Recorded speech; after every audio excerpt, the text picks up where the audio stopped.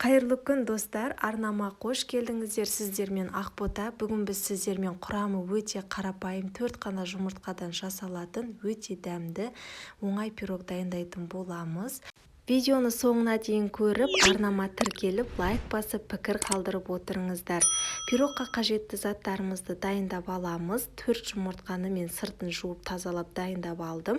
Енді осыны құрғақ ыдысқа жарып алатын боламыз. Ыдысымыз құрғақ болуы тиіс. Осыған енді 150 грамм құмшекерімізді қосып, миксердің көмегімен 2 есе ұлғайып, әппақ масса болғанша жақсылап миксерлейміз. 100 грамм сұйық майымызды қосамыз. Тағы да миксерлеп аламыз. Көп миксерлердің керегі жоқ. Енді осыған 2 ас қасық какао, 2 шай қасық разрыхлителімізді саламыз.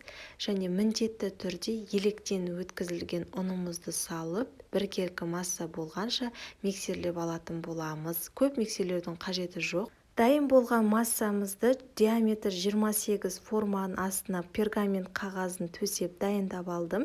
Енді осыны тегістеп, сол диаметр формамызға құйып шығатын боламыз.